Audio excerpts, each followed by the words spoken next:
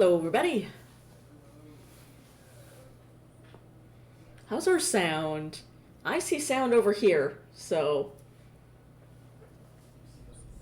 I see the sound things going.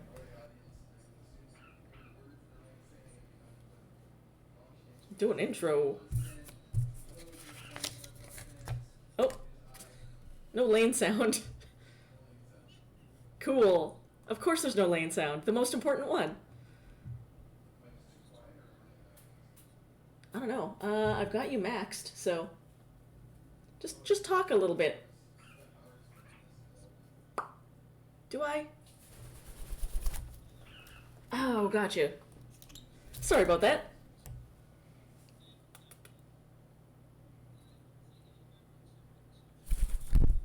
No, exactly. So I will update that on the fly. How's the audio, folks? uh, hmm, hmm, hmm. Where's my sound settings? There's my sound settings. Let's just bump everything up.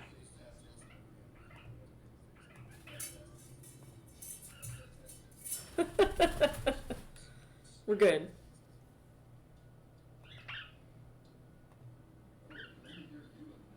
What?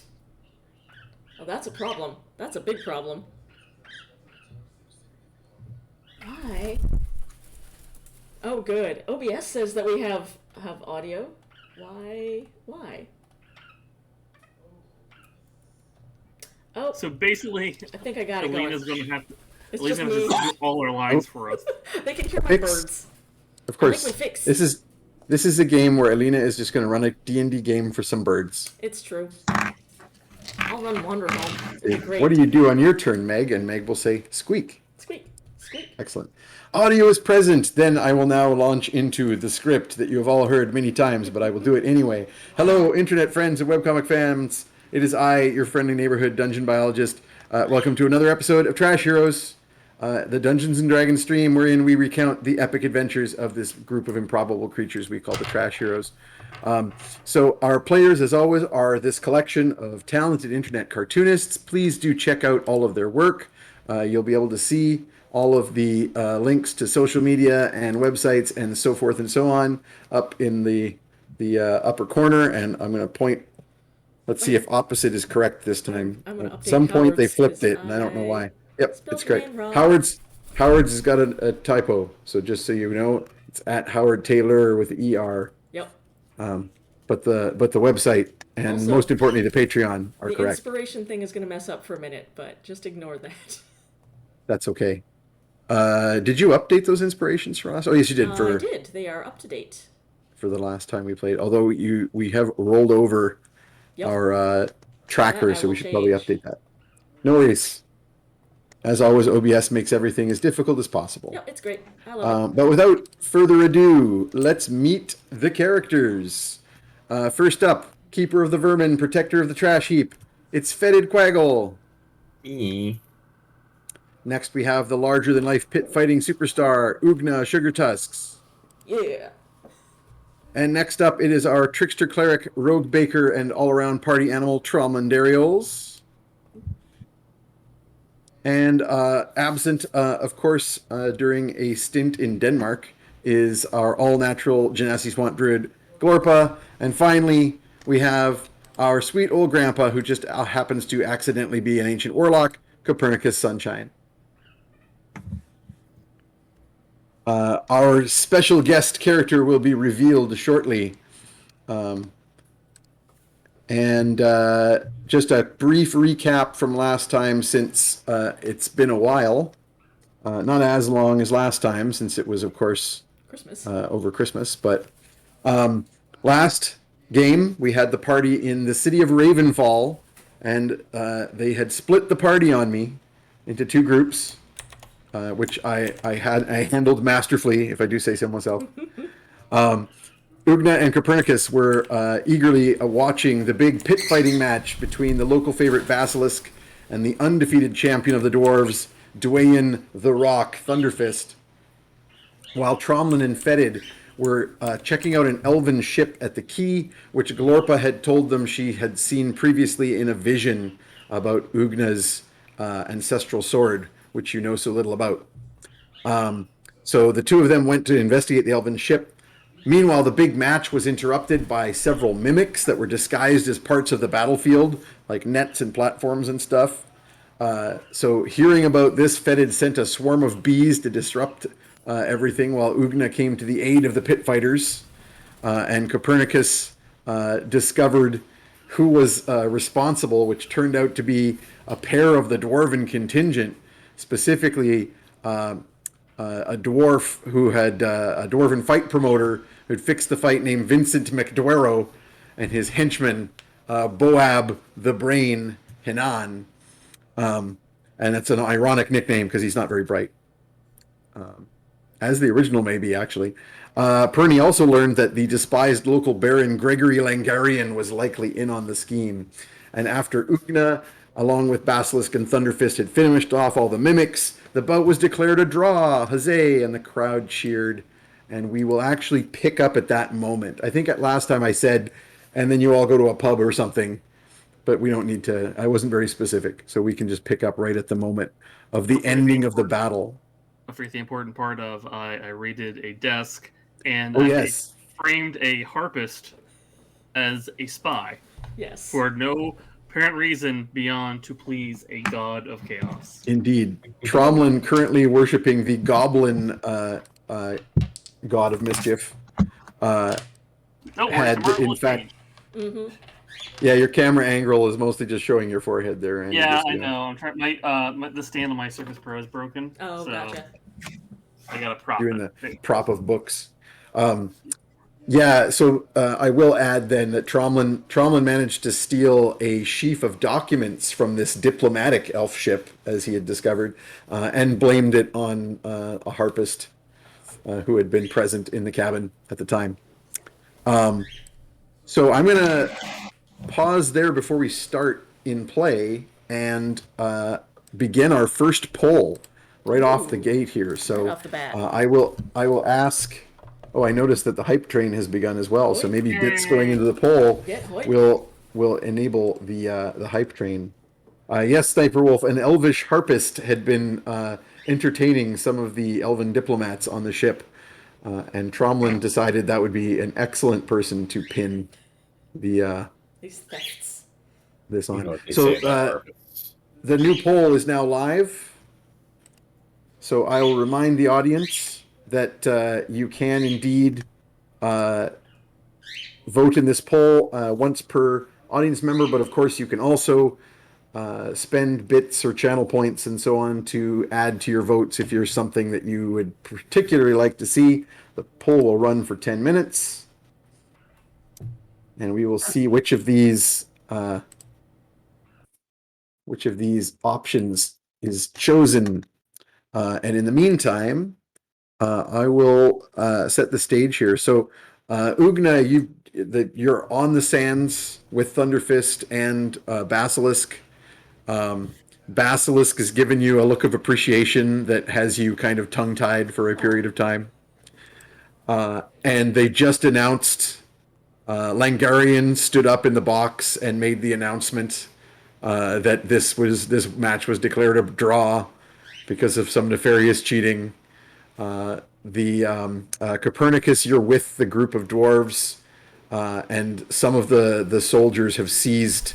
Oh, Peter, I think you're muted. Yeah. Yeah, I think I was vanishing into the tunnels before I could be seized and questioned for. Yes.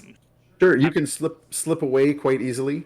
Yeah. From the group. You can see, though, that the dwarven soldiers have apprehended McDuero and Boab. And in fact, I think that while you were still there, you were, in fact, had basically sort of announced out loud or denounced out loud that these were the dwarves responsible. Yeah. I had my Murder, She Wrote moment where I got him to confess into a live mic.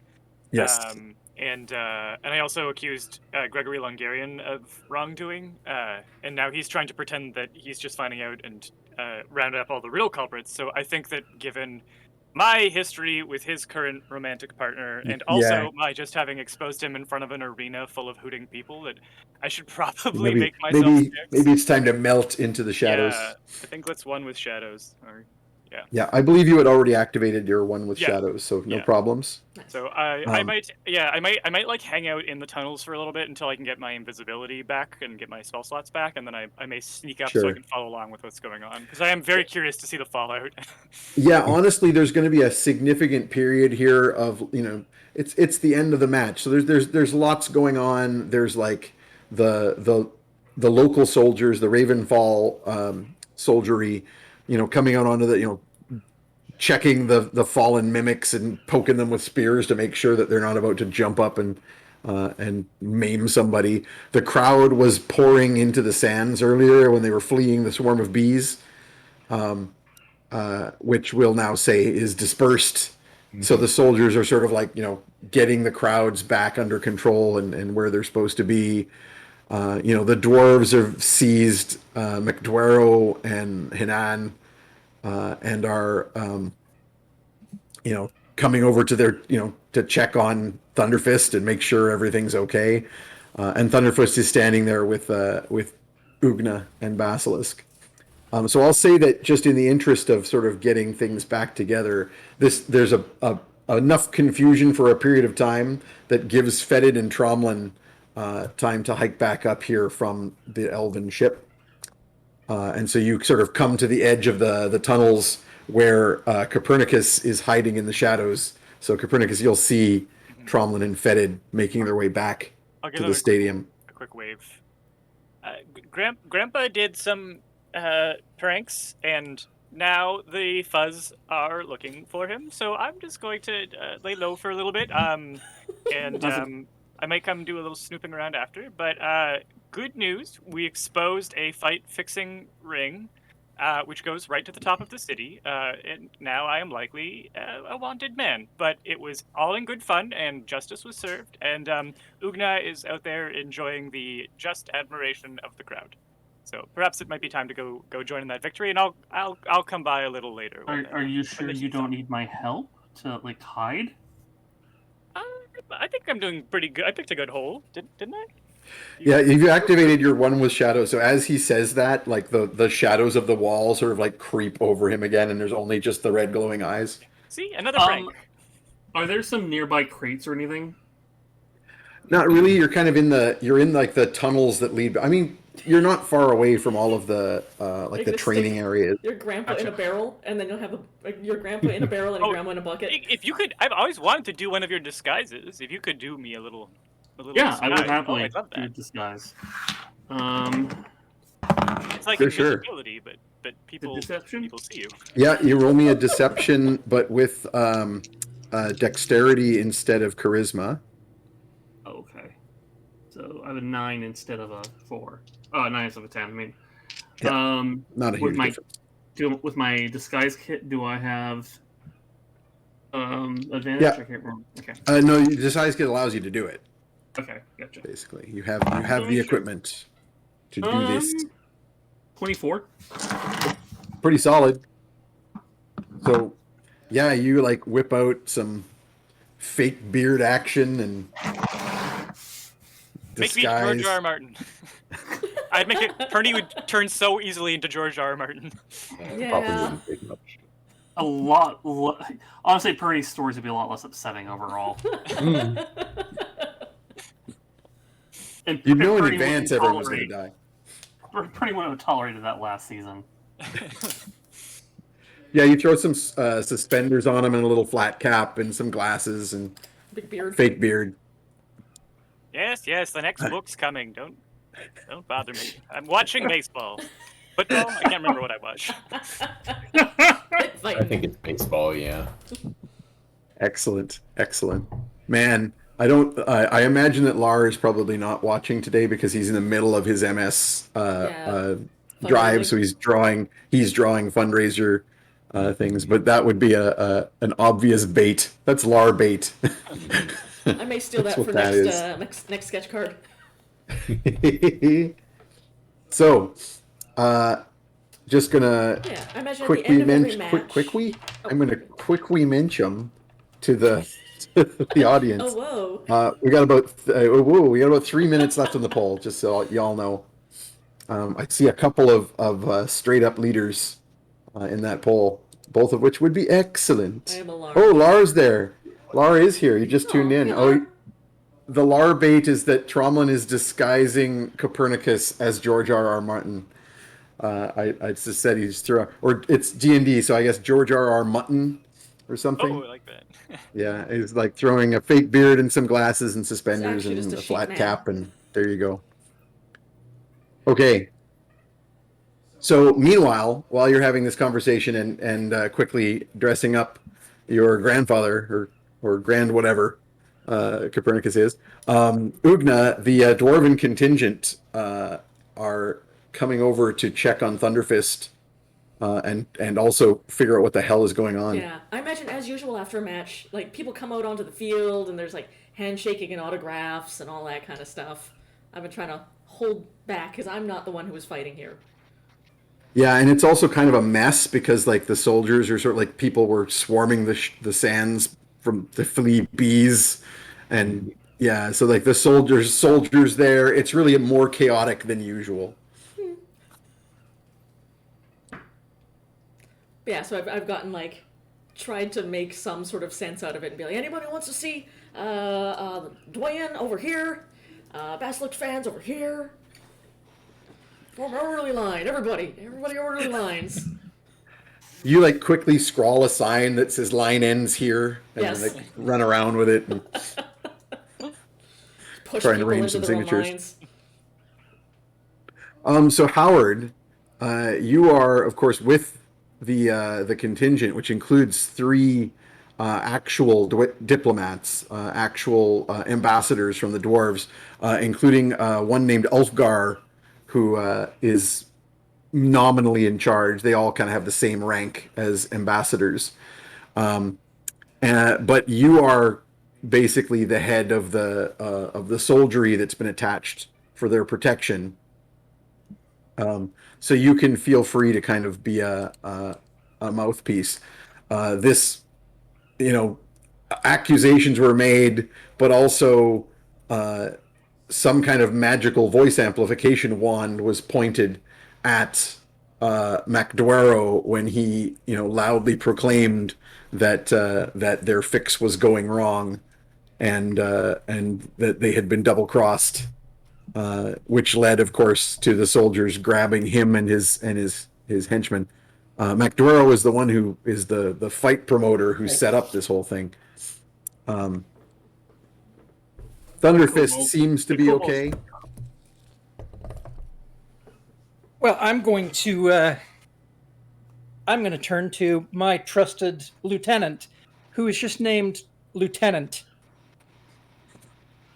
Excellent. Now, Lieutenant, this is a terribly embarrassing situation for our entire delegation, and I need you to take charge of the soldiery here and clean everything up and watch our VIPs while I do a bit more investigating on the side. The first person I wish to speak to is this orcish battlemaster who showed up suspiciously just in time to rescue us from a pernicious mess.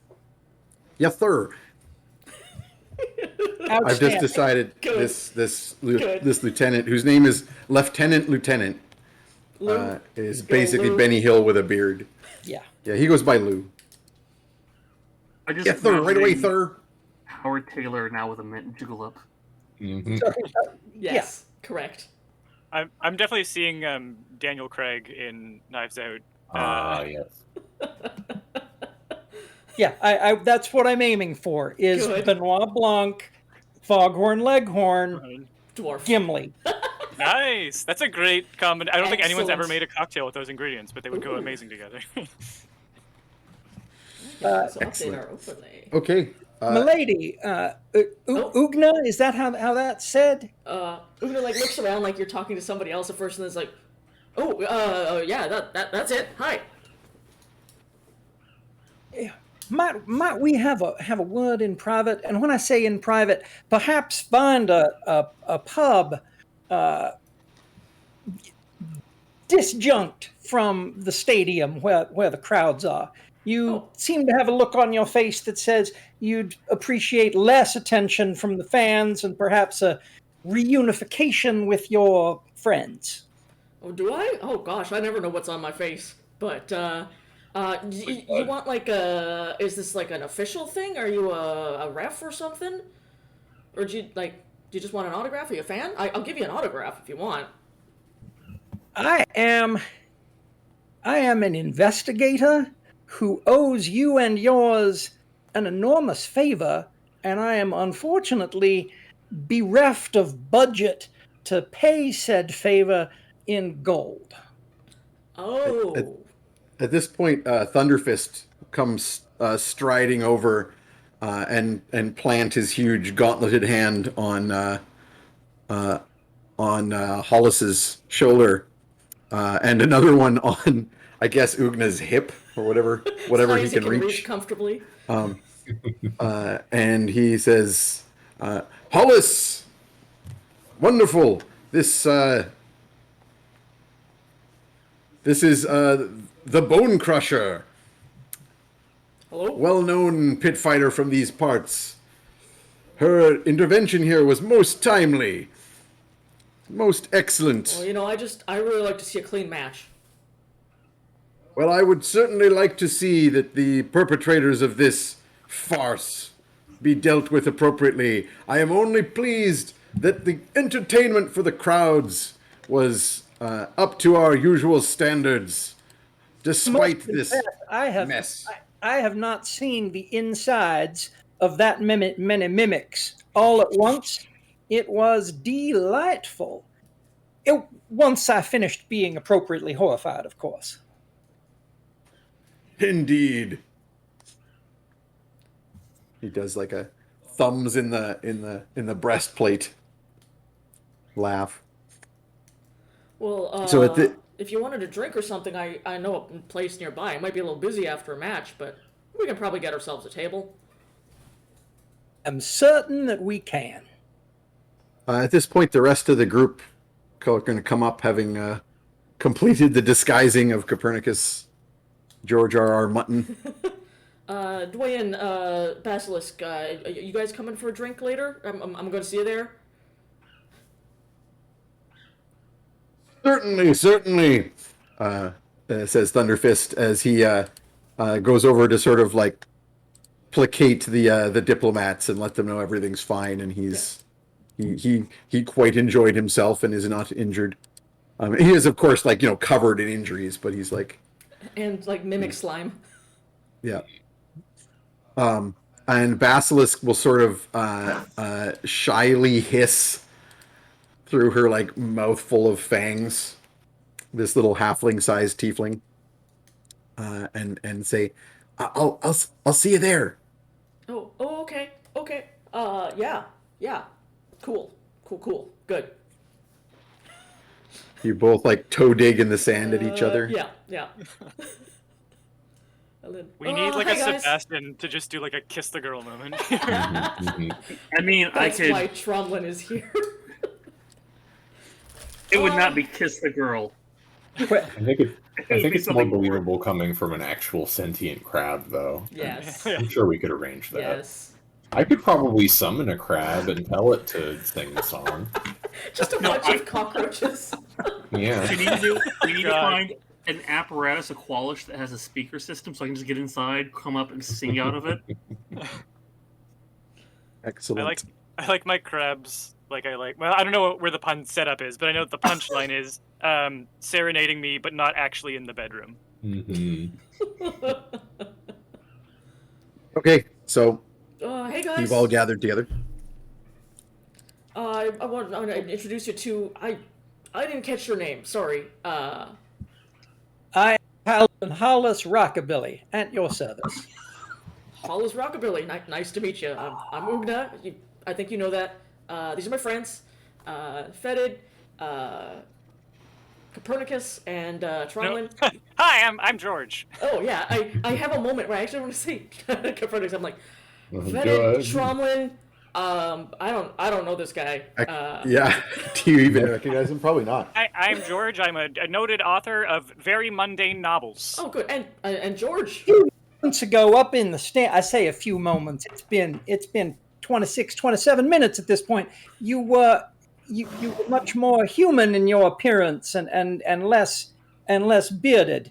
I do appreciate your efforts to expose the fight fixing. However, You know George? Oh, He saw right through that. I think you're thinking of a man who just happens to share my approximate height and my interest in undercovering nefarious schemes.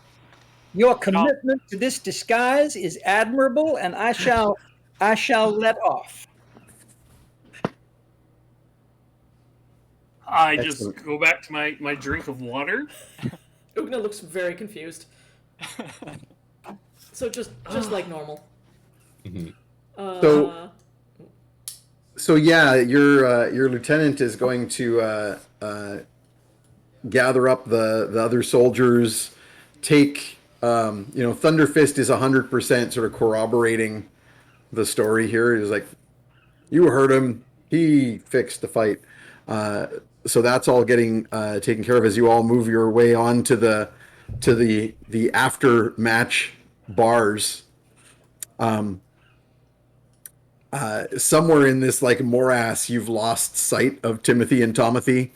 They are probably, hawking things. The last you saw of them, they were like shouting something about like beasting salves. So you're sure they're taking full advantage of the situation. I feel like they cracked open a bunch of like fight-themed lava lamps or something, and are just yeah. using the Yep. fluids as like claiming it's a. Who knows? They know how to take quick advantage of such situations. Who are Timothy and Tomothy? Just from previous games, a pair of small loxodons who were It's John Kovalik's companions. hawking stuff at the match, but they are now effectively written out. So you make your ways to the pub. I know all the pubs in town are busy, but you can find one of the more out of the way ones. Ugna's probably pretty familiar with the places that are like less of the public are going to get into and more just the actual fighters. Yeah. And Fetid, of course, with your city knowledge, you can easily sort of like lead the group through back ways that are less. Can this one be less renowned public. for its barbecue? Yep. Good. Good. We'll call it. We'll steal from Shadowrun and Yep. call it Gracie's for ribs. Exactly what I was thinking. Yep. It's run by a troll. Good. Excellent. Oh yeah, anyway, just duck down here. Nobody really comes to this place, but it's got the best ribs in town. Like, you're gonna, big plate of those after a match. It's just the best thing in the world. Yes, I am a human person, and so I nourish my body with food like the rest of us. You granted. It's just. Sorry. Oh yeah, Normal thing to passers-by like raise an eyebrow. You just make people who weren't suspicious at all suspicious. Wander, like crash through the doors, wander in, and be like, table for 5, maybe 6. Table for us. Yeah. Yeah, they. Table for us many. Actually, I will walk up to whoever is at the door and offer, slide them a few gold and ask them if they can give us a private room. Because we do have a celebrity here, and I'm assuming Rockabilly has some questions he'd like to ask that aren't being listened to by the general public. Mm-hmm. Yeah. So at first, when you walk in the door, there's like nobody there except the troll who runs the place, who's just kind of behind the bar, like wiping glasses, but like getting like green troll slime on them and just making them dirtier. Good. There's like some kind of unidentified animal like roasting on a giant like barbecue pit set up. You're sure that like the ribs are probably really good, but you can kind of get why people don't often come here. When you say a table for 5, he like picks up a table and throws it to you. I'll catch it. And Yeah, I mean, Yeah. perfect. Yep. And then when Tromlin comes over and is like, you have a private room, he goes, upstairs. And then goes back to tending his barbecue pit. I'll put the table down at also- random. His name tag says, "My name is Gracie." Hi, my name is. I'll go ahead and pay him for our dinner because I know that Ugna could probably finish off an entire everything. Oh, on troll size her own. everything for me. Yeah. Yeah, give me a troll platter. Mhm. It may or may And not contain troll. The Elvis platter. That's his business model. He just cuts chunks of himself and roasts them. I 'cause mean, he's a he troll. is a He just troll. grows It's back. true. He's the animal from Restaurant at the End of the Oh Universe. my god, yes. I am so Can succulent I and interest juicy. you in my ribs?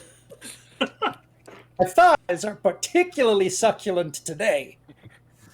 God, we're all fucking nerds. Oh, Yesterday was leg day. Excellent. I He will heard also the add- story of Adam and the rib, and he just went, put two and That's two a together. restaurant. I will also see if he has like a bucket of random gore that he's gonna throw out. Oh, He's got a bucket of random gore, but it wasn't for throwing out. That's It says meal. staff meal on it. Yeah. Oh well, I'm not gonna deny him of that. That's fine. I will. I can't deny the man his own dinner. That'd be No, but if you wrong. want some of it, you could throw him a coin for that. I'm sure he doesn't care. I will throw him a coin for some of it if he doesn't ask me he's okay, and Yep. I'll get some. And as soon as Rockabilly has his back not looking straight at me, I will attempt to place it into my grandfather's bucket. And I mean this in every sense of the word. Grandma liked weird meat, so if you if I don't know what that is on the spit there, but I'm sure she wouldn't mind a little taste of Oh it. yeah, no, she's getting some. She's getting Yeah, some. Oh. yeah. Your For Howard's grandma loved a good spit roast. You know, the kind that just leaves I'm- you dripping from the chin, and yeah. Mhm. I know what I'm drawing next week. Great. Good. Go Good ahead. and great. If we start Welcome, a Patreon, I Howard. think there are rules against distributing that kind of content. Trash Heroes After Dark. Oh god. Hey, we What send have a- we ever done in daylight? Tell me one mean- episode we got through that was fit for Nothing daylight. good, that's for sure. Mm-mm. There's a reason trash is in the title. Oh dear. Mhm. Can I just point out, my character is supposed to be the Lech, and yet I have been the most decent, upstanding member Yep. of this whole goddamn party. Yeah, because And you're I'm a rogue. only a lech. Yeah. Yes. Even Yeah. though- So Howard's information. George R.R. Martin is carrying a terrifying bucket with like ruins on the side. well, let's see how the roll is. Why don't you I roll guess, me a yeah. roll I me a think I sleight am of known for hand? fishing. I think this actually does fit my disguise nicely. That's true. What are we Everyone rolling? knows that George R.R. Martin likes to fish.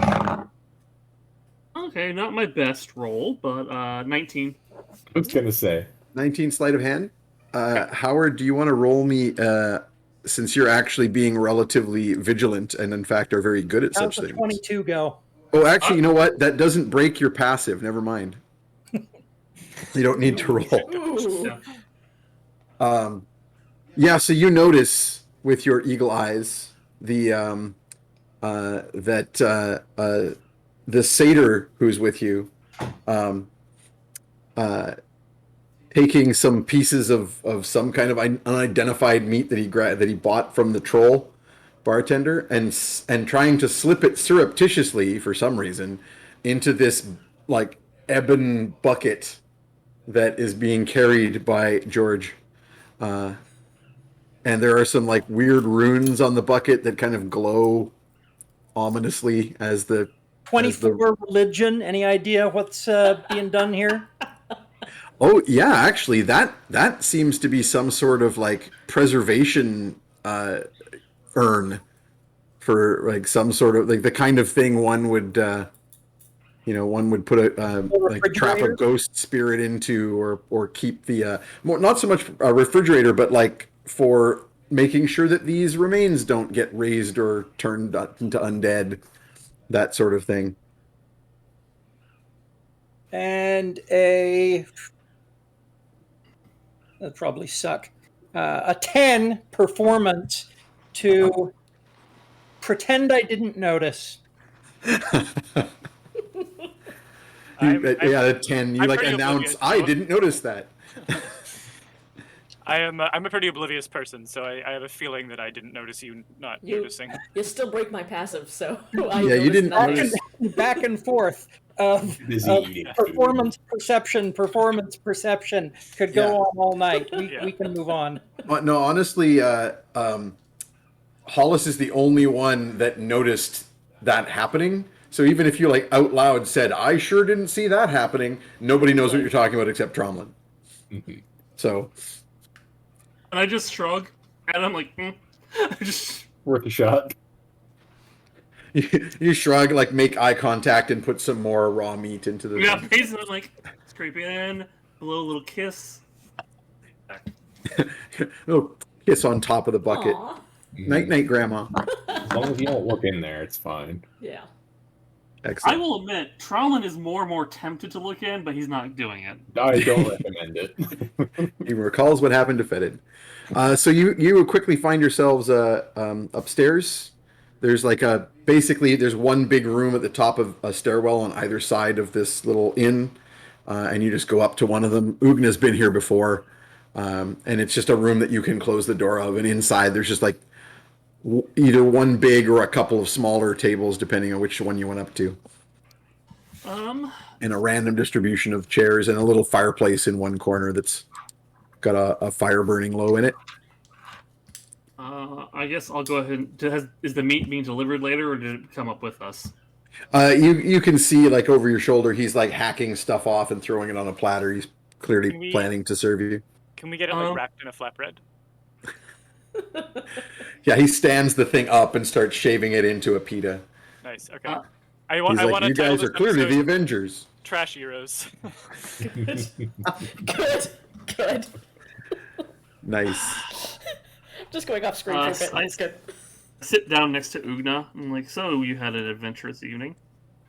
Oh yeah, I mean like that match went real sideways, but we sorted it out. It was good. It was And mimics. do I know what the rank of our new friend is? He's obviously You here can roll me a religion and see how much you know. He's clearly got some insignia of some sorts and a I'm holy a symbol. cleric with a +1 in religion. That's great. Yeah, it's not your best thing. Oh, it doesn't fucking matter. That would be fucking natural 20. I'm an utter heathen. I have a +7, so I'm gonna go ahead and. Yep. Good. I am gonna add that to the wasted natural 20s I am list. so tired of like I can never get them in combat. Nope. But 18 holy years. shit, I know a lot about Rockabilly's rank now. And what did you roll, Peter? 18. 18. So you're gonna get lots of information. So Everybody. yeah, you recognize, first of all, right off the bat, you recognize that he is a paladin. He's got a holy symbol. He's got like a marks of his order. I will say, yeah, both of you are probably good enough here. The dwarves spend a lot of time from Rockspire passing through Mud Hollow, so you've seen these symbols before. This is the Order of Sacred Vigilance, who are sort of like the dwarven police. Oh shit! Of I avoid them, Rockspire. usually. They're a religious order, but also kind of detectives, separate from but ranking over the soldiery, the guards of the dwarven cities. So if we got in trouble with him, that would just have impacts if we were to go to Rockspire. He wouldn't have jurisdiction here. Oh, yeah. Yeah. No, but you can imagine that like he's probably very, very interested in this whole. Some of the dwarves that came with them actually fixed this fight. Yeah. That I feel like we can trust him. you wouldn't want to be McDwaro going back to Rockspire at this point. Well, I wouldn't know a thing about fight fixing since I was simply there as an ordinary person in the crowd with no agenda or interest. But that guy you mentioned earlier, I can go get him if you want, and if you got questions for him, if that would help. I don't know anything about bees. You are a delightful group of people. You All are those people. you are as motley a group as I believe I have happened across in my travels. Oh, I thank am you. extremely motley. It's true. You are delightful. I am in your debt. It fell upon me as a law enforcing, fairness keeping member of the dwarven delegation to ensure that the fight was not fixed. And unfortunately for me, McDwaro fed me a red herring and had me chasing in the wrong direction. And by the time I arrived in the stands, I realized I had been misled, the deed had been done, and all was lost until you did your work and effectively did my job for me. Here is my dilemma. Ordinarily, I would pay you handsomely for what you've done. Unfortunately, as I mentioned to Ugna, my budget does not cover that. I won't go into the niceties of how my budget's been misspent in the past, but I will say this. I owe you a boon. I cannot pay you in money, but I can pay you in my time. And if there are things that you need help with, I am at your service. What And do you know about owlbears? Owlbears are fearsome and protective of their young and tasty under dire circumstances. What else is there? Do I know how to write? I should write that down. Perny, could you make a note of that for me? Of course. You hear it echoing in your mind as I write it. Yeah, okay. Perfect. I'm like, is Bernie You write here? it on the page. Yeah, Yeah. oh, for sure. Is there an owlbear that you need to dispatch? No, there's an owl there Well- we need to find so we can milk. Oh, that I reminds me. realize that the owlbear will not submit to manual stimulation of the little feathered teats. Yeah, that's what we figured. The only way to get milk from an owlbear is to dress up as an owlbear cub and hope that your Is to client, nurse. I'm guessing, doesn't mind a bit of your saliva in what's returned to them. Well, you already know more than we did going into this, so Yeah, that's, Yeah. you're already that's benefiting. actually way more helpful than I was expecting. And I look at Fetid, but how big? Yeah, no, and I'll do it. Rockabilly. It's About like, how how big big are owlbear is- cubs anyway?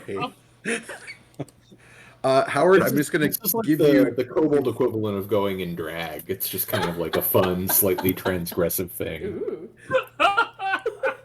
I'm going to give Howard the results of the poll now, which is that he actually has in his possession. Howard, you will recall that your character has brewing tools and is into that side of dwarf culture. Among those tools, you actually have a cask of preservation that will keep whatever fluid is put inside of it fresh for a significant period of time. Very useful.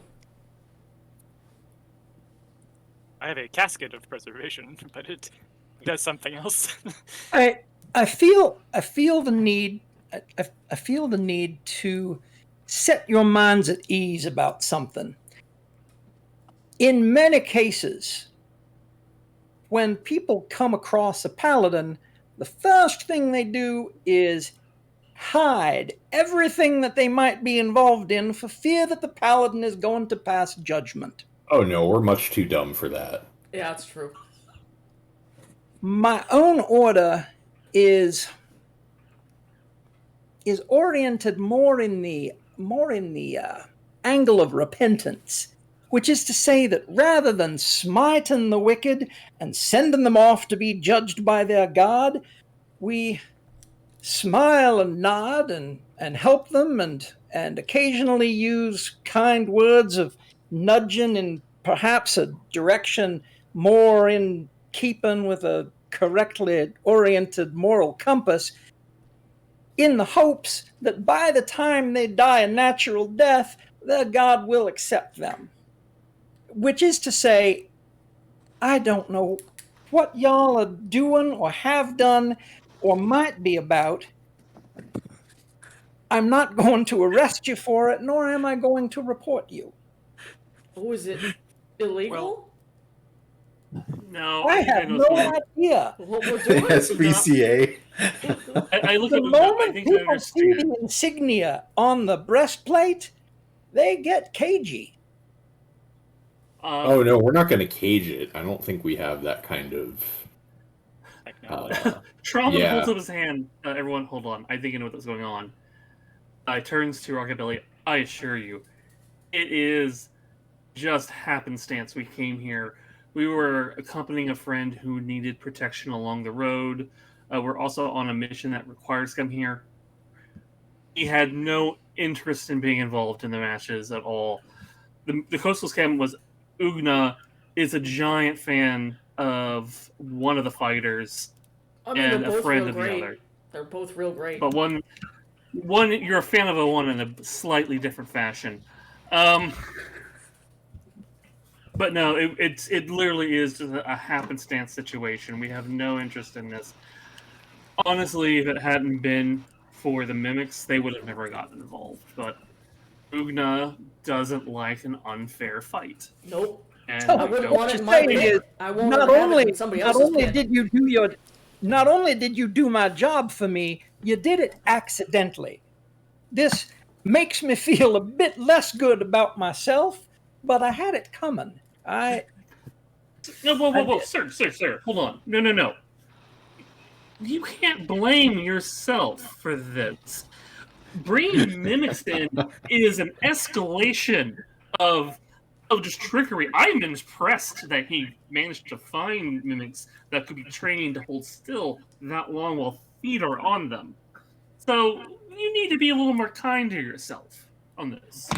I love that you're telling a paladin that he can't blame himself. I'm I a rogue. I appreciate your efforts at dialing back my personal guilt, but that dial has been welded into position and it's unlikely to move. To be fair, How it's a about very we- cleric to try and be like, no, Paladin, do not blame yourself for everything. How about we loosen it with some spirits? That sounds fantastic. All right. Bernie starts rubbing his hands and then realizes that, oh, you don't mean. Not this was No, granddad. I mean the drinkable kind. You know, Some I of just those are remember drinkable. that my Quaggle friends have a weasel tied up in a basement somewhere waiting to be interrogated. We should Yeah. probably do something about that at How some about point. this? We give you some of your food to take with you, so you eat it on the way. Okay. Oh, so you're sending me on my own to do an interrogation. This is going to go great. I mean, I can go with you if you need, but I also have some other things I need to go over. No, I think I'll join you for a side romp. What needs to be interrogated? I do have some skill with interrogation. If there are by interrogation you mean asking questions and placing psychological pressures upon the interrogatee until they eventually crack and spill their proverbial, not literal, guts into my notebook of great accuracy. Would you say that car batteries are psychological? what's a car battery? You know the thing Uncle that powers Bernie's Sir having- Godfrey's oddly waddly trolley? Oh yeah, that thing. Magic. I licked one. It was tingly. Basically what's going on there is that there is a group of quaggles here in town who are being bullied by a gang of weasels, and I don't know why, but I do feel compelled to get to the bottom of it because they are kind of my people, and I said I would help them out. So they're currently hanging on to a weasel. I forget how high up they thought he was in the organization, but they got one Someone tied to a chair important. somewhere. The Important mom. weasel. Yeah. Okay, sorry, help me out here on the Yep. weasel. Like Yeah. rodentkin. I sort of expanded ratkin slash scavens in this setting to be lots of different kinds of rodents because it allows us to have more amusing moments. And these are effectively like the weasels from Wind in the Willows slash Roger Rabbit. But they're dressed like a Clockwork Orange. At one point there were no, I think Yeah. the goths were the local Quaggles were goths because Yeah, it's the Quaggles Ravenfall. are the emo kids. Yeah. Yep. I don't even know what a quaggle is. Good lord. Yeah, oops, we've lost Randy briefly. I'm sure he'll be back. Yeah, and I occasionally like to put this forward just for the stream, for the audience too. But as a part of Fedid's background, Quaggles is a general derogatory but reclaimed term used by people in this fantasy setting for the various small, trashy creatures that live in the underbelly of a city. So things like goblins and kobolds and down on their luck halflings and rock gnomes and It's the dregs. ratkin Yep. that live in the sewers and elsewhere. And people say, oh, they're Quaggles. They live in the quagmire. The small folk what'll steal what's not Yeah, nailed what's down. not. And Fedid is, of course, a Quaggle folk hero. Not that he would describe himself that way. No. He's But it also allows him to live in a the place called Quaggle smelliest Rock. Kobold you've ever seen? Mm-hmm. And it now hits Howard. Yeah. And he may be the smelliest kobold that you have encountered. That is true. I have tried to bathe him more than once. Nope. Never not goes Just work. well. keeps coming off. It's just soaked into the skin at this point. Yeah. And admittedly, I have some things I need to take care of tonight as well. Una, we need to talk about some things I found. Okay. And I also have a personal matter I need to address tonight. But until then, I will go to the troll and ask if he has any spirits. If not, I will bring out my own whiskey. So we have a couple rounds. I have and a some question. I have a question for Mr. Fetid. Yes. This weasel which you wish to obtain information from, if you were to fail to interrogate him, would your Quaggle friends simply execute him as a nuisance? That seems very unlikely. I don't think they're the summary executing kind. They're pretty downtrodden folks. I'm trying to align my own moral compass here because it seems to me that if I attend this interrogation and do my part to extract the information without doing injury to this weasel, the weasel is more likely to come away uninjured and perhaps even repentant than if I stayed back with the rest of the group drinking. That does seem likely. So if we told you that the weasel would die unless you could get the information out of him non-physically, then you'd have to intervene. Yeah. I think you'll find my personal moral compass a bit less rigid and a bit more difficult to trick than that. But yes, I'm doing the Paladin. I have played these logic games before. I know that you ask one door if the other door will tell me which door is the right. I've played that puzzle. Good paladin, bad paladin, all that kind of thing. Can't get one over on you. Good Paladin, Bad Paladin is a terrible game because Bad Paladin cannot keep a straight face. Accurate. Yep. By the way, when the food arrives, I'm gonna cast Purify Food and Drink just in case.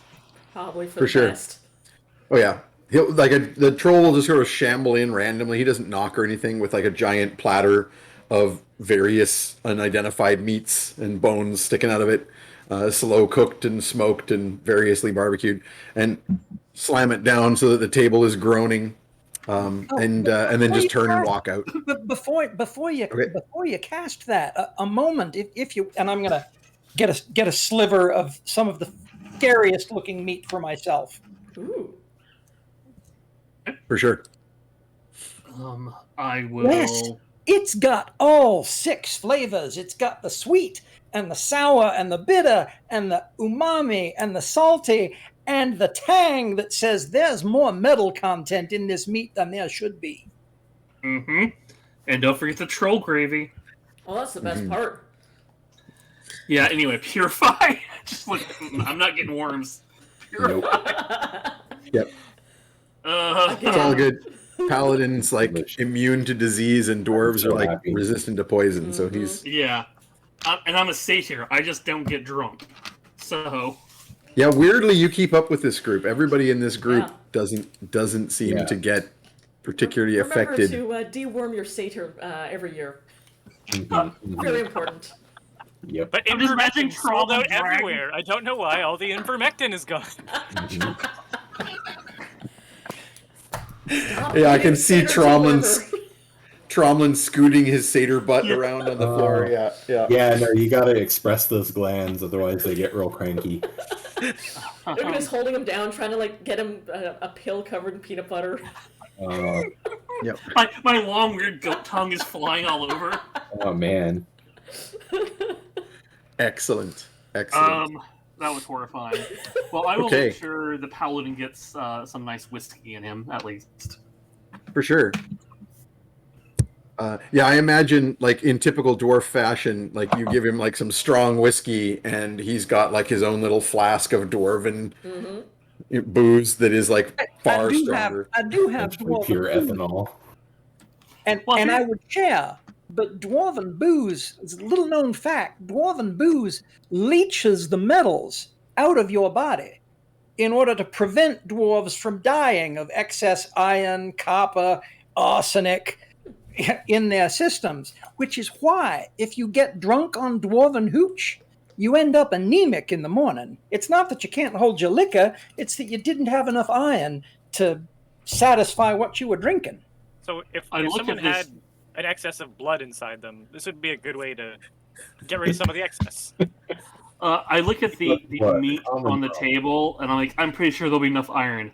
Let's all get dwarven drunk. Yeah. Can I check my bucket list for get dwarven drunk? Oh, good. You do. Oh, for sure. It's got to be on that list. I haven't done a bucket list thing in a long time. Yes. I made this point. It's not even in my hands. I think this is a compulsion.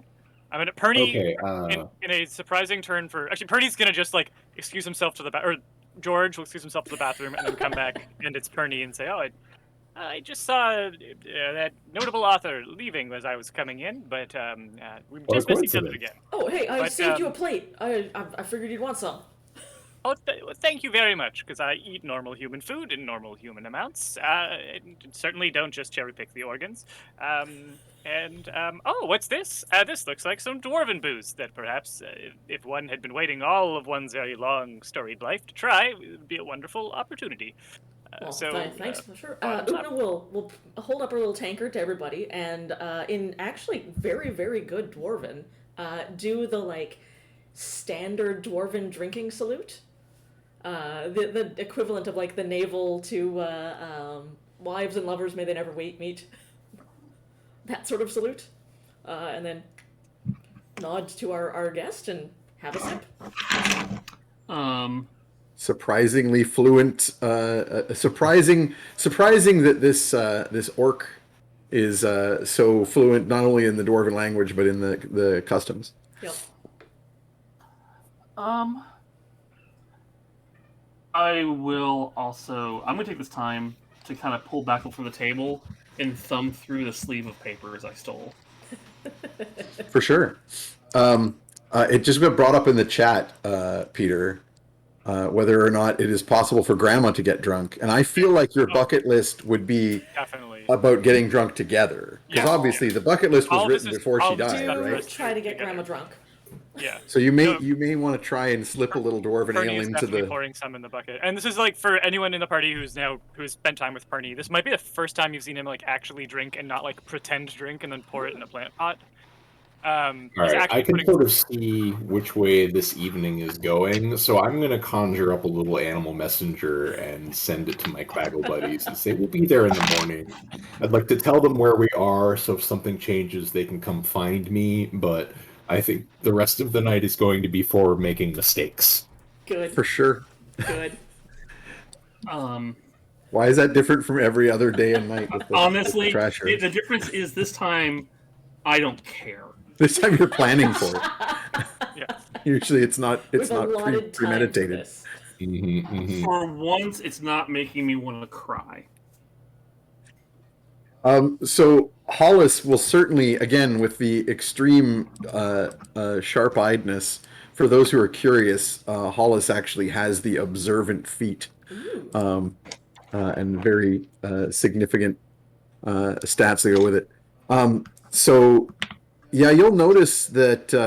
I mean, you notice along with everyone else that Copernicus is drinking, but you don't understand why that's unique and interesting. Everyone I else. also I have not swallowed I swallow liquid like once a year, and it's been a long time since I've like had a normal amount to drink. Like Yeah, you kinda the have to muscles work at it. literally may not be trained in doing the normal It's thing. dusty. Your throat's Yeah. got like cobwebs. And You're like, like- and I'm probably gonna eat a you're little gonna bit to work go with it, just to like What? even out the odds of me getting like totally destroying my body, which has not had food or drink in a long time. So he may also just eat really weird. Like Trauma he's will look at unfamiliar his with these activities by a very long time. Trauma will look at his It's- grandfather and say, "You'll be a lot more popular if you learn to swallow." That's what Grandma used to say. Yeah, you're like, I'm picturing Airplane, where you're like, I've got a drinking problem, and except you're like putting food in your ear for a while until you sort of like, wait, this isn't working. I'm giving everyone an inspiration because we rolled over at some point and I did not catch it. We were already over 100 to start with. Did we roll over We're after now that? 200%, Yeah, we're at 200. so Yeah. I'm gonna Oh, I see. We just had a bunch of yeah. bits come down from Jay Payne. Thank you very much. Thank you. Well, thank you, Jim. I know him. He's a Good friend of one. mine. Jim's a good guy. And where was I? Yeah, so everybody gets an inspiration for that. Yeah. I was going to also offer Howard some, because you have like the crazy, I'm an investigator, just a little bit about Ugna you might notice. Other than the fact that she's, 6.5 or like 7.5 feet tall with pink hair. She is wearing armor of actually fairly nice dwarven make. And Yeah, the you would hammer that's recognize strapped to her the- back is also of dwarven make. So clearly, But there's a despite very being- gaudy vest over top of it. yes, there's an extremely gaudy vest that says that is an advertisement for some company called something Tusks, Audi Body Dotty Gaudy Trachki. I don't. Hut. We'll need Peter to recite it because yeah, Okay. Timothy and Tomothy would have made it correctly. Yes, it's true. Sir Godfrey's oddly waddly trolley of motley godly gaudy tchotchkes. Good. Good lord. I read that I, months ago, and I've just been riffing on it ever since. At the beginning of this session, I divided up my notes into like current story notes, backstory, history notes, puns that have been used, and then puns that are in the chamber. And it's Good. literally Good. 90%. Chamber for them. Excellent. I have 3 sentences of story notes. And everything else is puns. There's puns, Hall of Infamy, or puns in the chamber. Good. Excellent. Excellent. Can I, so- out of character, ask? It's Copernicus. It says human warlock, but are you like a lich or something that you don't eat or drink? No comments. it's Yeah. I will throw out as a fun bit for the For the crazy for the observant for the chat Paladin. for the Yeah. chat just for the audience, just a fun tidbit of information. And this is probably a good point for me to actually mention that we started a Patreon for the stream, just as a place where I can throw some of the behind the scenes stuff. So if anyone is interested in checking out some of the random maps and game notes and so forth that I've been throwing up there, feel free to join the Patreon. We'll put a link in the chat, but also there should be a link. Did you already put the link, Alina, on the game, on the channel description, the Twitch channel? I think I did. We will be in any Yeah. case, so that'll be there for those who want to check it out. No, it doesn't look But like it. I'll throw a fun tidbit about. Obviously, it says human warlock, but Copernicus's patron is something akin to the undead, and that maybe explains a bit of the weird that's going on with Copernicus. I'll just leave it I at don't know that. what you're talking about. I'll Nothing leave it at weird is that. happening here. Normal human having normal human meal the way through the mouth. Good. and yes. his half goat grandchild has a key ring hanging off their belt with a bunch of different holy symbols. Yes. It's Oh, probably actually, you know what? That Yeah. reminds me, Howard, you made a really good religion roll in trying to figure out some of the stuff. So I think you will, and with your observation, you'll definitely take note of Tromlin's little keyring of mini holy symbols. But you'll also notice the one that he's currently wearing around his neck, which is a holy symbol of a fairly obscure god, but you rolled exceptionally well on the religion. So, or sorry, that was Peter that rolled the exceptional religion roll. Did I get you to roll religion yet? I think he did. I think he did roll high. You did have him for the bucket. I rolled religion early Right, yeah. on. On the Oh, for the right? bucket, yes. Right, Anyway, right, I'm right. just going to keep that was a good roll, so I'm just going to keep it for this. You'll notice that he's got a holy symbol of Mork, the goblin god of trickery, which is interesting for this satyr to be the unusual combo. The satyr who In needs my her mind, the milking an owl motley bear. goes all the way down. Oh, it goes deep. It does seem to go Yeah. all the way down. So what follows then is a significant drinking event. You know, All the caps. troll ends up bringing up a cask at some point. I'm sure you guys have the money to pay for it, and they'll full on bring up just bring an entire barrel of whiskey up to the room. Kind of grumble and wander off. You'll hear some noise of other patrons coming and going, but nobody else comes upstairs. They're all downstairs in the common room. And this group, so we've got two characters with the Iron liver. iron liver background feature, Yep. which is specifically makes them better at resisting drink, and more to the point, better at maintaining normal activity while drunk. Then we have, I believe, Copernicus I'm resistant is to poison. is it just resistance? Yeah. Yeah, Immunity resistant to disease, poison. Resistance to poison. Yeah. But normally just doesn't drink at all, so it kind of Yeah. doesn't come up often. Tonight you're Fetid setting out to also get- has iron stomach. Yep. I have Um, revelry. Yeah. And then we have garbage disposal. and then we have a satyr who's got advantage to save versus any ingested poison I as can revel well. without exhaustion. I can party all night. Yeah. What's the stat for poison save? It's Constitution. Okay. And I think this is probably a good point just to establish. Obviously, everybody's got some special stuff going on here, but just so I can establish, let's have everybody roll a Constitution save. This is considered versus poison. So those of you who have advantage on such saves, roll with advantage. It's just straight Constitution bonus. There's nothing else besides that. Let me see here. Correct. I'm just looking at your character sheet. Yeah, straight Constitution, but you're rolling with. I believe you're just straight up rolling with. No, you're just rolling normally. You don't have advantage on the roll, but you're resistant to the effects. Okay. So then my first roll was 15. Okay. Oh, Howard, I just got your message. What else have I got? 16. I don't know the best way to report dice rolls. We usually just do it on the mic. It's 25 for Ugna. Jesus Christ. I have Constitution is my thing. Yep. Mhm.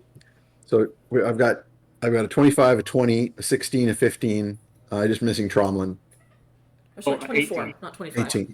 Still. 20, only sorry, 24. 24. I am really thankful for that advantage, though, right now. 18 on the good one. Yeah.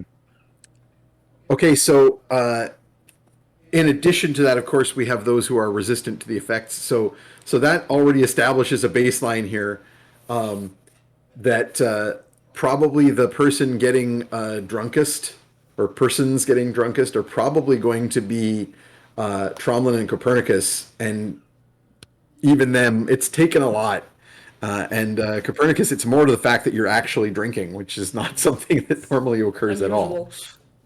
There's also just like extraordinary amounts of meat being consumed. Like Fetid is Now- small but mighty, and then Ugna is here as well. Yeah. He keeps bringing up more and more chunks of random mystery meat, although after a while it tends to be more of a specific kind as he runs out of other things and just starts bringing you chunks of his own legs or whatever. That's when I stop eating. I continue to eat. Yeah. I'm gonna keep eating, and I'm gonna keep feeding the bucket too. Okay. And I'm I probably getting would- less and less circumspect about it. Like, What is? Yeah, I would- actually. Okay, sorry.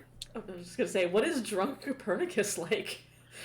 he's a little chattier. He spends a little less time. Like he's just more obvious with like the bottoms up. And Chuck like arcs a piece of meat into the bucket, catches it, and then slams the lid down. Puts it across the room and Like makes- rubs it for digestion. Tromlin is going to attempt to. Well, this is happening to not get totally drunk because I do want to like. I will stop buzzed. Yep. Watch my You- grandfather you be saying it. You have the experience and control to be very specific with that. I would say Hollis very much so as well. I just rolled a straight wisdom save, nat 20 with a +7, and Hollis at some point realizes the first favor he can do for this group of people is to remain sober enough and perceptive enough to ensure that they can be safely inebriated without someone coming upstairs and wreaking havoc upon them. And so Very smart. there may Yep. there may be a bit of drunken performance on Hollis's part, but he's Highly appropriate as you become the babysitter. I think Perny will probably start spilling the beans about what happened at the arena, and even straight up talking about the fact that he used magic to figure out that McDuero was not at all surprised about to see the mimics, and that he was I read his brain and he was thinking oh good, the plan's going normally. see that is exactly what I should not have missed, because the moment I saw that first mimic, I realized that there was the beginnings of a paper trail that should have led me to what you found. Well, I mean, And- don't kick yourself too hard because you were busy dealing with that food poisoning after that Oh, it's bad not that I- fish. It's not that I'm kicking. It's not that I'm kicking myself. At this point, I am happy to have the entire story because Mr. McDuero's coffin cannot have enough nails in it. And when I say coffin, I'm speaking metaphorically. He will spend time locked up, learning to repent of his wrongdoing. Well, hey, he's not the only one. It goes right to the top. That Langarian. I know you may not have jurisdiction over the. Well, certainly not over him. He runs the city, but he's a bit of what we'd say an ass weasel, and I think he deserves whatever can come to him. So any shit you can shovel his way. Hey. Was anyone else involved? Besides As far as I know, Boab Honan. What was that? What was that guy's name? Ugna. The dwarfy one. That's not the other yeah, dwarfy one. yeah, Moab. Yeah. Yeah. Him and McMurrow and Longarian are all the only ones we know for sure had a finger in the fix pie. Neither of the Basilisk definitely five- didn't know anything about it. I asked her, and she said nope. She was pretty mad. Might have known something about it. Did she? Yeah, Trauma looks at Ugna and is like, what did you ask? I asked her if she'd heard that the fight was fixed, and she said nope. And And that's it. okay. Trauma knows this is probably something to not push on right now because Ugna has strong feelings and he I does am not want just to upset his dripping friend. genuine concern. I'm just like, I trust her. All right. I just want to throw a little note here in that as Copernicus is feeding more dwarven ale To the bucket. specifically to the bucket, the glowing of the the runes that occasionally glow when he casts magic, various shades of either like angry red or sickly green, are kind of more of like just a warm pink. And a lot more weird, haunty sort of things are going to start happening around Copernicus. Like his hair will kind of move on its own. You know, like a ghost is running its hand through it. Good. You know, there'll be like, you know, a piece of meat will kind of like try to pick up and like float over to the bucket and like miss. You know, and Copernicus will like, oh, let help you out there, I'll get it, dear. yeah, and there's just a bit more. You know, the bucket will sort of try and move itself across the table at one point and sort of like fall over, and Copernicus will like pick it up. I immediately avert my eyes as quickly as possible. Yes. Oh, that reminds me. I was gonna go through those papers while everyone's getting drunk and having fun. Yes, yes, indeed. Would you like to know what's in these papers? I would. So, you quickly discover that some of this is just the like sort of captain's documents. There's like a sheet of lead, like pounded thin lead at one end of the pile of documents, and you've had enough. You know, you've lived enough of a life that you've encountered this sort of thing before. This is going to include that captain's like orders and stuff. Like this is the package that they would throw off the ship in case like they were taken by enemies. And so it's got the lead sheet as a weight. And a bunch of the papers are meaningless, like, you know, the orders, which it's all written in Elvish, first of all, which I think you read. Now read Sylvan. Sylvan will get you by for a lot of this. You won't get all of the subtleties. You might need some interpretation from somebody else for some of it. But you also have the linguist feat, so you can, you know, get more out of it than you would otherwise. Okay. So a bunch of this, you're very clear on some of these documents. You're like, okay, these are like admiralty orders, whatever. They're like the instructions to the captain about like what route to take and what his duties are and so on. A bunch of it is like charting, you know, the voyage and stuff like that. So nothing of particular interest to you. But one of the folders in here is like clearly a diplomatic folder. It's like it's clearly a bunch of documents for the eyes of the diplomats only. And it's got a seal on it. The seal has been broken. It's been lifted, but it's still there and like just kind of held back down. So someone's gone through these documents at one point and then put them back for safekeeping.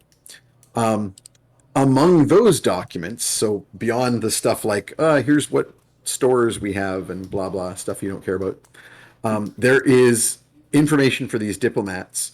And on your first read here, I'm going to get you to give me an int roll to determine how much. So roll your intelligence bonus plus your proficiency bonus, which is a total of +4.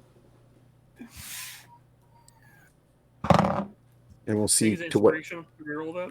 You sure can. Spending an inspiration. Because that was a 1. Woof. Yeah, that's not great. 21. Better. Miss. A lot better. So you can't read every single word, but you get the impression that there's basically reports here from someone in the government or in this elven hierarchy, and there's a summary that. Oh, actually, you know what? There's probably, I just realized there's probably going to be stuff in common here because it was meant to be passed on to the locals.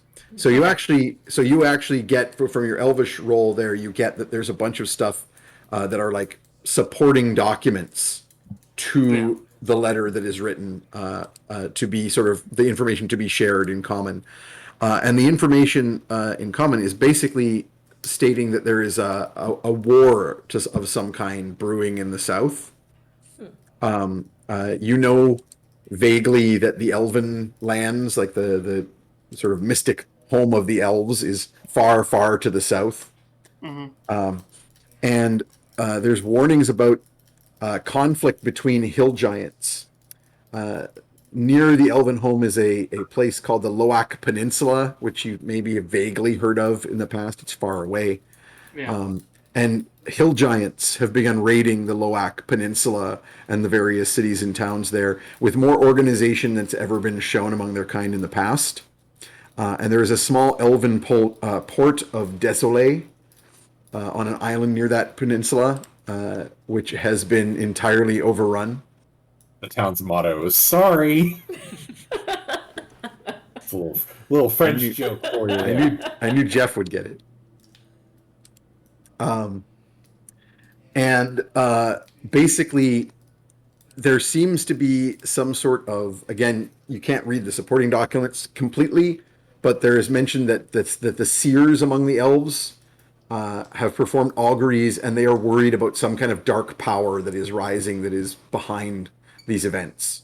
And they want assistance from some of the northern groups to join their auguries, their attempts. Apparently, they first sought the wisdom of the great dragons, the dragon lords of Nelmar Zesh, and were rebuffed or otherwise refused. The great empire of Ibisha, which is run by the Holy Church of Juno, the priests of the Church of Juno have also refused. And now they're basically going further afield to the north, and they are apparently approaching Nightshade, as well as the Wizards of the Vale, the Wizards' Vale near Mud Hollow, and the Monks of Belsagia, which is probably something you're not particularly familiar with, to try and get like some kind of big augury, some kind of big attempt to divine what's going on. So this is clearly the nature of this diplomatic mission. Lane, Or the primary purpose of it. Yeah. with my passive perception of, wow, that's high, and would I have noticed that he's reading Yep. stuff? I'm not You'll- trying to. I'm not you'll trying to hide definitely- it. So Well, in that case, yeah, I was going to say you'll definitely notice he's reading documents, reading over some kind of sheaf of documents. But I would go further and say you might, have some, that appears to be a diplomatic package of some kind. Yeah, see, and that was my thought, is that I may be able to offer some assistance interpreting some of what you're looking at there. That appears to be a diplomatic pouch from, if the lead sheet is any indication, from a seagoing vessel. yeah, just somehow fell into my hands. I'm not even trying to lie. But I will happily hand the papers over for him to look at as well. But remember, he's law enforcing as well as fairness ensuring. So don't forget about the law enforcing part. I know, Granddad. I know. Which he said like out loud. Yeah. Oh yes, so loud. Good. Pro tips from Granddad. Sorry. My history has a 5/8. What's that mean? So the 8 is due to one of your dwarf background things, your stone cunning. So that's for history rolls related to like architecture and stone okay. and so forth. All right, So, so 5 is for everything else. So 5. 18 history. Has any of the noise from this diplomatic pouch crossed my desk in other veins? Yeah, so you don't know the nature. You were not given the specifics about the nature of the diplomatic mission. Obviously, the major reason for the dwarves making this journey was because of McDuero setting up this big fight. But it was combined with a diplomatic mission, and you're actually not even sure which came first, whether there was going to be a diplomatic mission and so McDuero took advantage of it to arrange the fight, or whether the fight was going to happen, they took advantage of it to send a diplomatic mission. But in any case, the timing of an elven diplomat ship coming here at the same time when the dwarves were sending diplomats to the same city seems pretty suspect. And you imagine that this is related to the diplomatic mission of Ulfgar and your diplomats who you journey with. You'll you certainly know a bit of the history. And I'll throw this out just that Copernicus, obviously, you've got your big historian background, so none of this is surprising to you. But the Loak Peninsula basically faces the. Do I have a drawing of this map completed enough to show anyone? Let me actually see. Just throw it up on Roll20. Yeah, that's kind of what I'm thinking. Yeah. I'm just going to quickly pull up the map. I had a full world map that's like basically unlabeled and just in a sketchy state that I had thrown together, but I think it's enough to do geography. If I'm just going to open that up. I don't know how easy it will be for me to throw it on Roll20 though. I wonder to what degree can I share my screen in my little window? Oh, it's an interesting, proposal. And I can maybe throw it up somewhere. Okay, I will do that while we're doing some. In a different way. It involves less screen sharing. Mr. Tromlin, I am not sure what exactly you are about, but there appear to be large events afoot that pertain distantly to my people and very directly to the elves and lands to the south, and it would appear that some of the comings together at the arena were meant to facilitate communication. Would you object to me quickly making some copies of what's gone on here so that my people might be informed of what's happening to the south? I will slide it over. I'll give you my ink quill and the ink pot and play to go to town. And if Grandpa reads Elvish, or he will in about 10 minutes if you just give him a heads up. I would mention to Copernicus, this is an Elven, which is not my strongest suit. I'm just gonna brush up on my Elvish. Just give me a sec. Okay. Starts openly casting a ritual at the table. Good. He's drunk. Wouldn't be the first time. Rockabilly, I have a question for you. As you were guests, more or less, of the city, where all are you and your coterie staying at? Diplomatic hotel of Fancy hotel. Yeah, you'd actually be you would actually be like guests at the Citadel. You'd be at the Citadel, in like the outbuildings of the Citadel. Lane, is that where my family would be? Quite possibly. It depends on whether you're not sure whether your family has like at any point put funds into like they have the money, they have the wealth to own their own home in Ravenfall. If they're just visiting and they haven't done that, then that's where they would be also. Is there a way for me to find out? Oh, certainly you can. You have contacts. You can go to your contacts in the city and get a bunch of information. Because I would like to pay a visit tonight. Oh, really? Oh, good. Oh yeah, let's do a prank. I can't wait. Do a what? This is such a good idea. Please prank your family. Do a prank. It seems to be. Do we do a fire prank, or do we do what's another prank? Mostly Stabbing fire. prank? Yeah, I've got both those pranks in my book here. If we need to do it, I know. I have something else. It's a little more personal. But don't tell the. I point like directly at Hollis. Don't tell the pig. Hey, how do you turn a dwarvish police officer into not a police officer? How? You give him dwarvish booze because it takes the copper out of him. Hey! Oh my god. Well done. I'm giving you an inspiration for that. That was very you took good. Howard's world building details and built that into. That is an inspiration for Peter, for sure. That is hard to argue. I'm not gonna Well lie. crafted, Bravo, sir. sir. Well crafted.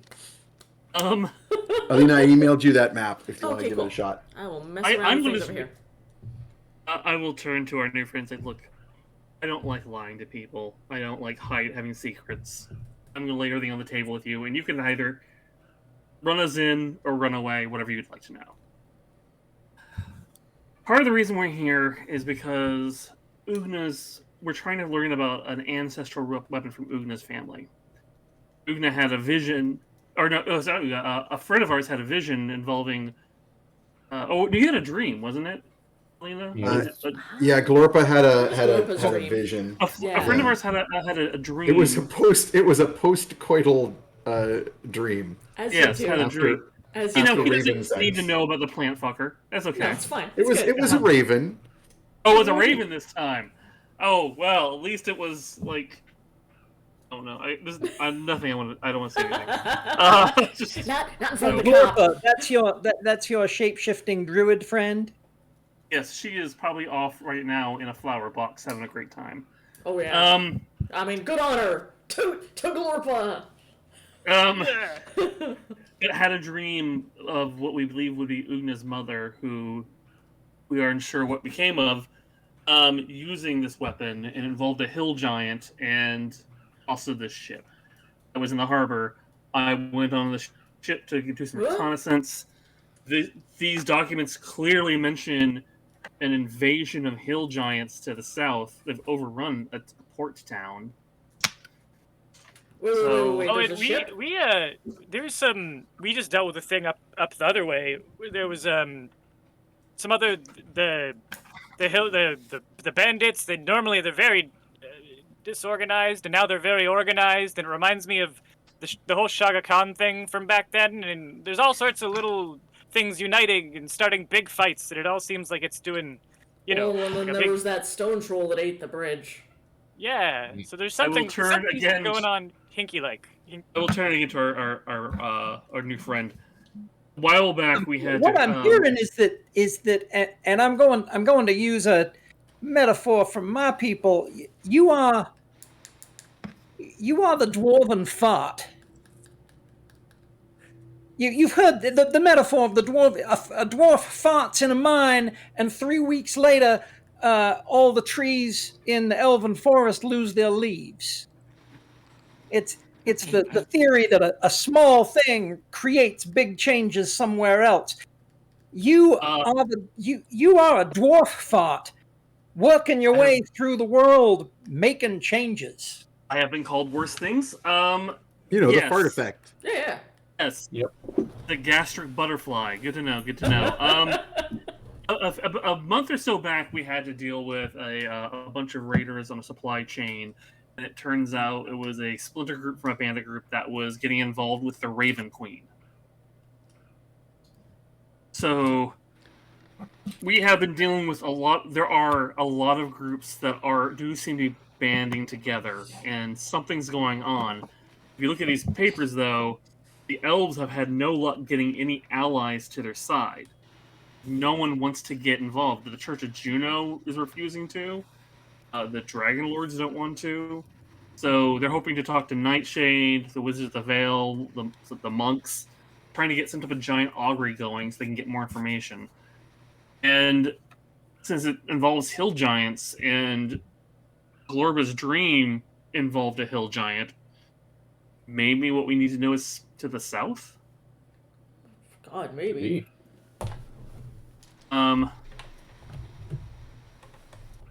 Yeah. But before then, we need to find a goddamn owlbear and milk it, and then wait for me to be called back before the Lord. We were getting arrested, weren't we? Yeah. Well, I forgot about arrest is pushing it. They just want to question us. Who was seeking to incarcerate you? The governor of our hometown, because we turned back a black dragon that was having relations with a bullywog. Oh yeah, I'm queen of the frogs now. Mm-hmm. We, in our experience, have found that law enforcement and ensuring fairness are diametrically opposed. So Yes. to meet you and to meet someone who brings those concepts together is, I would say, as refreshing as this fine dwarven quaff. This sounds very like human town to you, Howard. Hollis is like familiar with human law enforcement. We committed the crime of turning back a dragon attack, which would have actually hurt a settlement of Quaggles. But of course, the town doesn't want the Quaggles there. They constantly mistreat them, try to literally kill them off nonstop, like they aren't sentient beings. Most of You us are. committed the crime of helping the wrong people. And I say that Yes. I say Yeah. that Oh, dripping with as remembering much that. sarcasm as possible. Yes, that is one of the many times we have committed that crime, honestly. We We Yes, do a that lot of is- crimes by accident.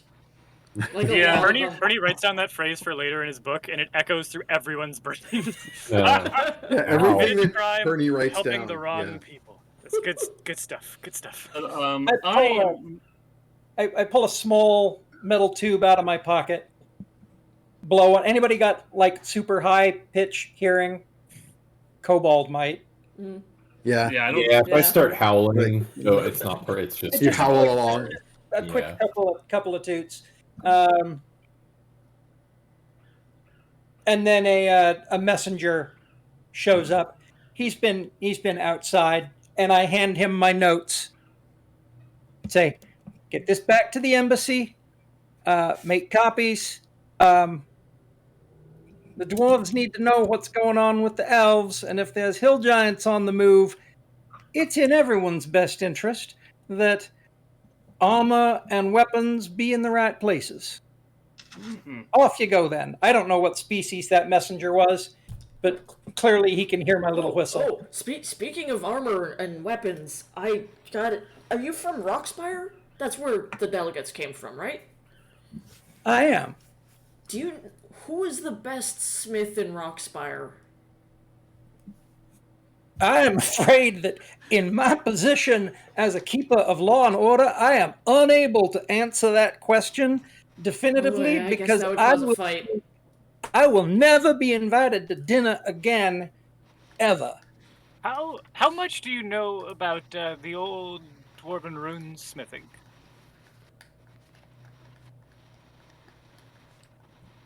But ask me a question and let me be surprised when I cannot answer it. I'm gonna take out some of the, like, I'm gonna look. So Perny's gonna like reach into his book and like pull out some papers and shuffle around, and he's kind of hiding them. And then I think I'll probably pick one or two, and maybe some of the runes that I had trouble with, Yeah. or that I want more info on. Can I show him just those runes in isolation? Yeah. 25. Yeah, you sure can. You sure can. Is that on a history roll? Yeah, that was the history with the +8 because Yeah. it's I'm Exactly. guessing That's the exactly runes what I was from going to ask you to roll. From the thing, right, Peter? Yeah, Yeah. We're not showing where the rune, what the context No. of the runes are. you Just You're really just showing a have- couple of individual runes. Yeah. yeah.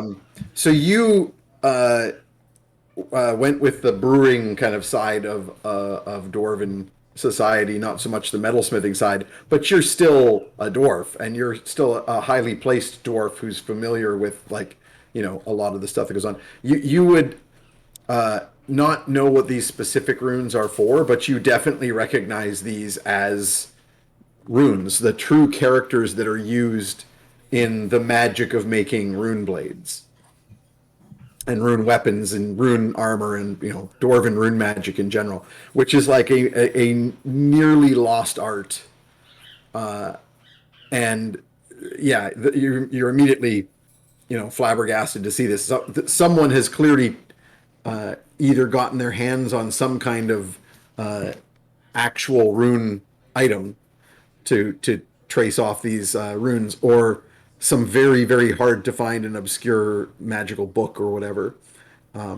This is like secrets of the dwarves. Me, startled and stupefied.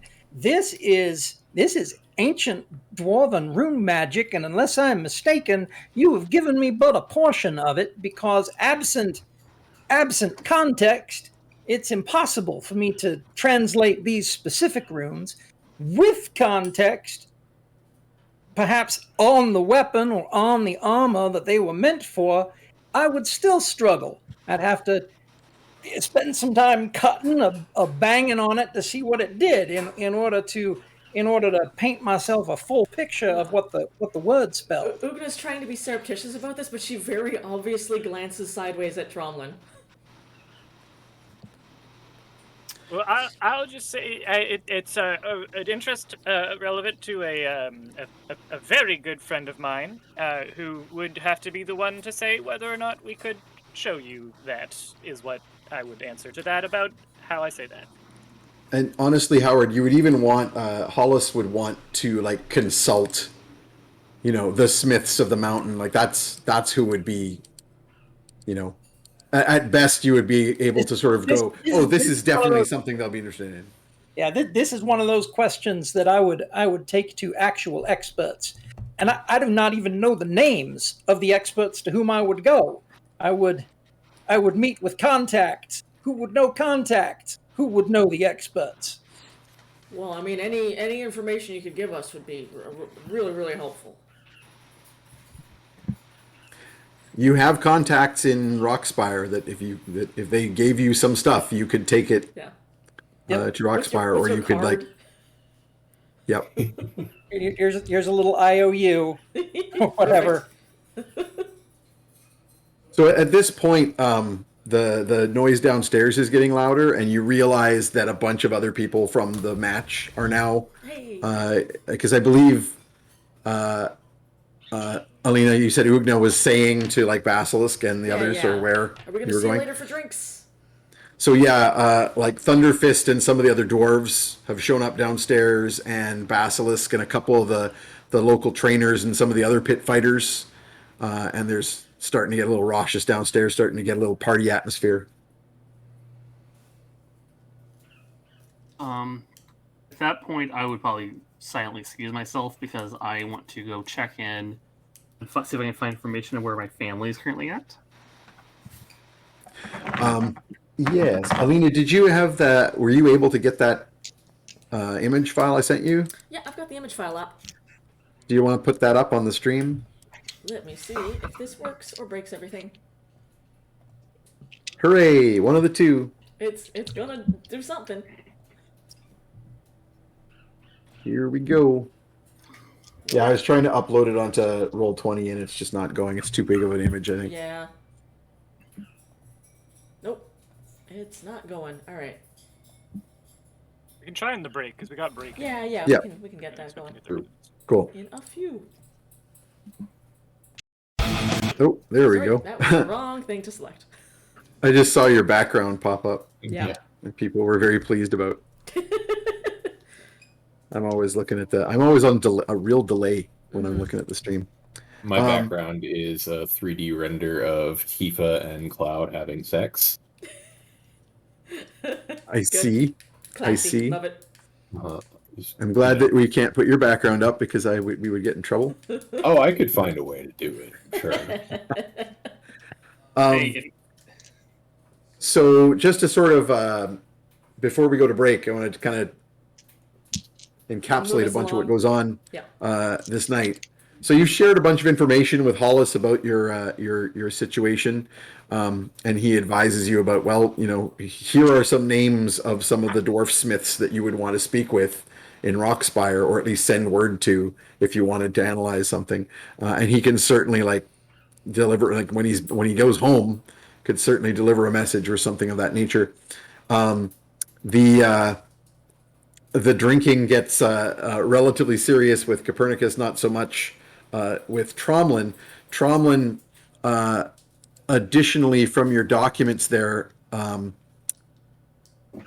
once you sort of get Hollis's help with the Elvish, you'll find that there is a bunch of sort of supporting documents of like reports from places that have been attacked or raided.